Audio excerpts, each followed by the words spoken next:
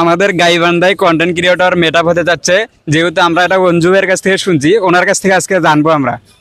আচ্ছা, এটা খুবই ভালো লাগছে যে গাইবান্ধার সকল কন্টেন্ট ক্রিয়েটর যারা ফেসবুকে কাজ করে সবাই উৎসবমুখর পরিবেশে এটাকে পাবলিশ করছে, সবার মাঝে ছড়িয়ে দিচ্ছে।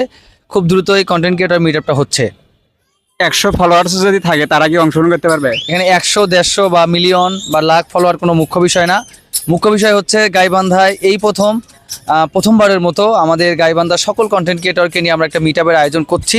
সেই মিটআপে সবাই অংশগ্রহণ করতে পারবে। শুধু তারাই অংশগ্রহণ করতে পারবে না যারা অশ্লীল ভিডিও বানায়, তারা অংশগ্রহণ করতে পারবে না।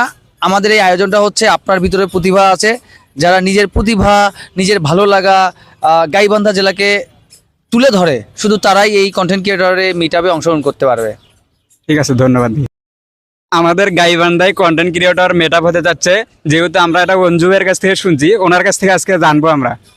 আচ্ছা, এটা খুবই ভালো লাগছে যে গাইবান্ধার সকল কন্টেন্ট ক্রিয়েটর যারা ফেসবুকে কাজ করে সবাই উৎসবমুখর পরিবেশে এটাকে পাবলিশ করছে, সবার মাঝে ছড়িয়ে দিচ্ছে। খুব দ্রুত এই কন্টেন্ট ক্রিয়েটর মিটআপটা হচ্ছে। 100 ফলোয়ার্স যদি থাকে তারা কি অংশগ্রহণ করতে পারবে? এখানে 100, 150 বা মিলিয়ন বা লাখ ফলোয়ার কোনো মুখ্য বিষয় না। মুখ্য বিষয় হচ্ছে গাইবান্ধায় এই প্রথমবারের মতো আমাদের গাইবান্ধার সকল কন্টেন্ট ক্রিয়েটরকে নিয়ে আমরা একটা মিটআপের আয়োজন করছি।